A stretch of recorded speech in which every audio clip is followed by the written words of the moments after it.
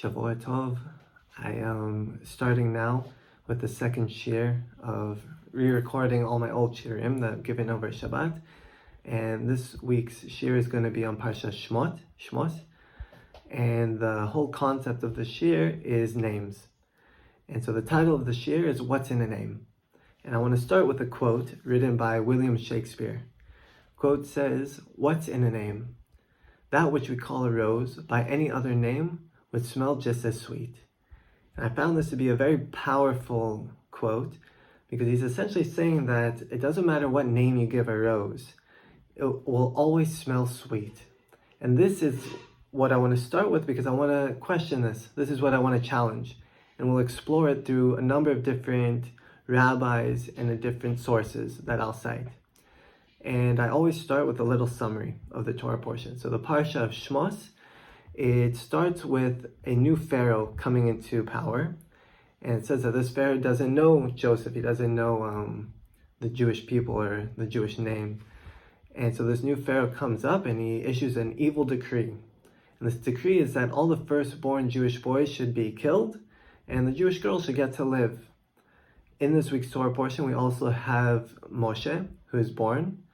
And eventually, after growing up, in Pharaoh's palace, being saved from this evil decree, he leaves to go to Midian. He flees there and goes to Midian, where he eventually encounters his wife, Tzipporah. And he also encounters the burning bush. He meets God over there. It's a famous line of Ekia Sher Ekia, I am God. The first encounter. It's incredible. And so he sees the burning bush. And at the end of the Torah portion, Moshe tells the Jewish people about their redemption, about them being redeemed. So that, in a nutshell, is the Torah portion of Shemot. The question that I want to ask is, why is Shemot the title of this book?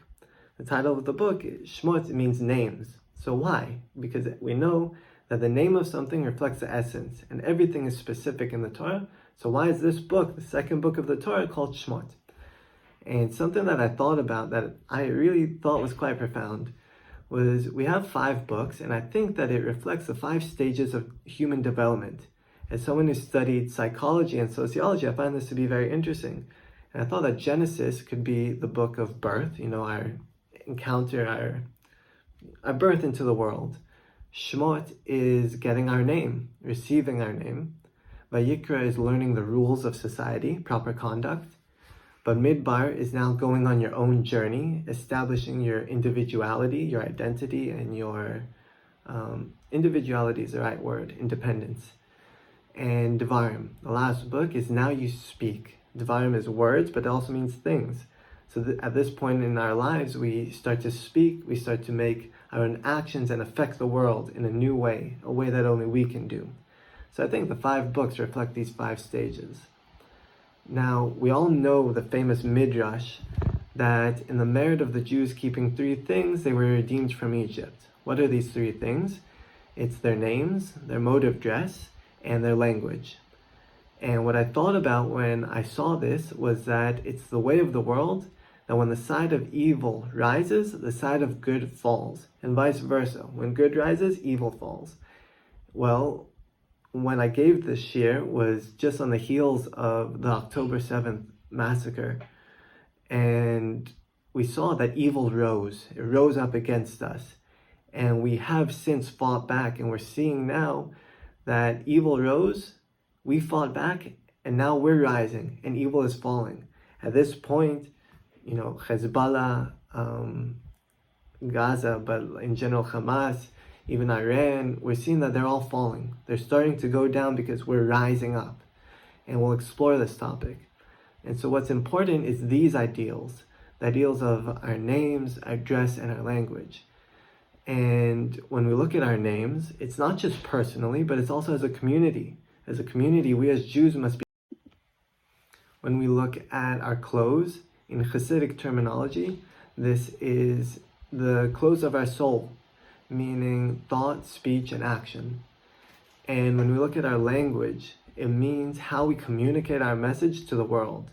So if you look now at the pro-Palestinian movement, what's going on, all their protests, you see their clothes, you see the kind of rhetoric they're using, their words, it's very harsh. You see their language, also very heavy. you're seeing a lot of negativity coming from their side. And when you look at you see from that the message they want to spread. When you look at the Jews and the pro-Israel protests, you're seeing messages of unity, messages of love, and you're seeing our clothes. You're seeing who we are and how how we present ourselves to the world. So now we can finally ask, why is a name so important, and what's its purpose? In my opinion, a truly faithful person believes that there's nothing by accident, that everything has meaning, and our names are one of the most important identity markers we own. They too are not by accident. Everything is for a purpose, and everything is detailed and specific. And so I cite Psychology Today, an article online, that talks about 3 different aspects of names and how they affect us. The one is stereotypes, then there's culture, and then there's destiny. So if we're looking at stereotypes, the article found that common American names like Jessica are higher in education and income than names like Lakeisha. Names help us form an opinion of others. So if you're receiving a resume from someone and you see a name like Jessica, this article found that you'll most likely hire them, that you attribute to them attributes or behaviors that are more suitable for success in business, in education, and in income. Whereas names that are stereotypically, for lower classes or more poor, poverty-stricken classes, we're seeing that they end up actually perpetuating those cycles. In culture, and in Judaism this is very strong, most names come from Tanakh. And so it's an indicator of our cultural values and the people we strive to be like, the people we want our children to be like. So you see lots of names like David, representing David HaMelech, because we want our children to be like him, to be strong like him, to be leaders like him. And this is in all cultures. People tend to name their children after people that they admire, people in their history that they really want their children to be like. And these days, what we're seeing is that many progressives are challenging this traditional system.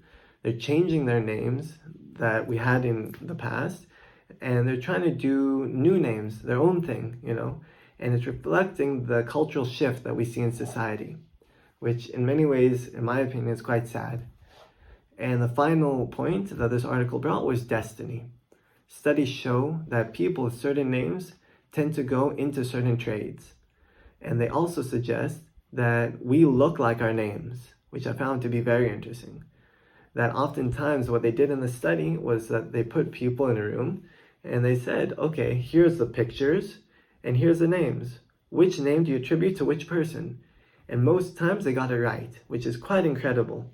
That people really do look like the names they are. And I'm sure you've all heard it being said, like, oh, you don't look like that name, you look like this name. And it's true, we look like our names. And I would add that many of us behave in a certain way because of our names.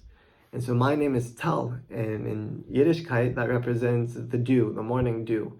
And I've always had this connection to water. I've always felt very easygoing, go with the flow kind of deal. And so I've always felt connected to my name in that way, even before I knew what it meant. And to add one more point to this, is there's this idea of alter egos. So my wife, her name is Ayala, and in Hebrew they call her Ayala. And what I find so interesting about this, it's just a simple change of the accent at the beginning or the end of the name. But you become a different person when you're called by a different name, even if it's just how it's pronounced. Many, when I grew up in California, there are many Asians there, and many of them changed their names when they moved to America. And I find this very sad because in many ways you're giving up a part of yourself. This is a name that reflects you, it reflects your tradition, it reflects your family and where you come from. And to change it means you're becoming someone new. You're becoming a different person. And this is what the study found, that is really true. It has an effect on people. So I would disagree with the quote that I cited at the very beginning from Shakespeare. The name lends a lot to the object or the being with that name. And I want to now move to something I heard in a shiur from Rav Moshe Weinberger. He says that exile's mission statement is to remove the Jewish name from the world. So it doesn't matter which exile you look at, Bavel, Persia, Greece, or Rome, they all tried to take the Jewish name out in different ways. And to take away the name is to take away the individual. So Shemot, the whole book of Shemot, is the loss or the reclaiming of the Jewish individual identity. Despite everything our enemies have done, they have not succeeded in taking away our names, our identity as Jews. By living up to the meaning of our Jewish names, we merit to be redeemed from the constraints of our exile. And that's what we learn from the book of Shemot. By keeping our names, by keeping our behaviors and the traditions of our past, we merited to be redeemed. That's what that quote says, the midrash. There's also an incredible teaching from Rav Yitzchak Ginsburg, who lives over here in Israel. He lives in Kfar Chabad. He talks about the gematria of Shifcha and Pua, who are mentioned in this week's Torah portion. Shifcha is the gematria of 585, and Pua is the gematria of 161. And this is the same gematria when you add them together as Shemot, which is 746. So you add them together, you get the gematria of the name of this week's Torah portion, which reflects an inherent and a deep connection between them. Because as we know, everything in the world can be translated into a formula or mathematics. Mathematics being a universal language that we can all understand. And the Hebrew language, which also, Aleph represents 1, Bet is 2, can also be translated into mathematics so that you can bridge these gaps and understand the deep underlying significance. So there is a relationship. Why? I believe it's to signify that their true identities are hidden in the very same way that Hashem's true identity is hidden during this time. We all feel it. In times of difficulty and constraint, we feel that Hashem is hidden from us. And we see this in the book of Shemot, when the Jews are in exile, a deep, crushing, heavy exile. We feel Hashem is hidden from us. And we might not always feel it, but we're still in exile, even here today, even here in Israel. And now more than ever, with what's going on. And as we enter the stages of descending into Egypt in the book of Shemot, it's important that we hold true to our good names as Jews, to our proper clothes, as we see with the army soldiers. These days it's incredible, but when the war broke out, many of the soldiers started demanding tzitzit. And the yeshivas were, doing 24/7 shifts, making tzitzit for these soldiers who are going into Gaza, and now going into Lebanon. It's incredible. The Jews have been awoken, and they're saying, I want to remember my name. We are lions of Zion. I want to remember what we wear. We wear tzitzit to guard us, to remember the mitzvot that protect us. It's incredible to see this awakening. And this is what happens both to the Jews, in the Exodus, in the times of Egypt, and now in the exile that we're currently in. And this is the idea of the names, it's the idea of the proper clothes with the army, but it's also with our thought, speech, and action, which we see in all our protests. The language of the Jews is a language of love, a language of a unit. I want to now move, to the end to start concluding the shiur. Through the course of the whole book of Shemot, we rediscover our names.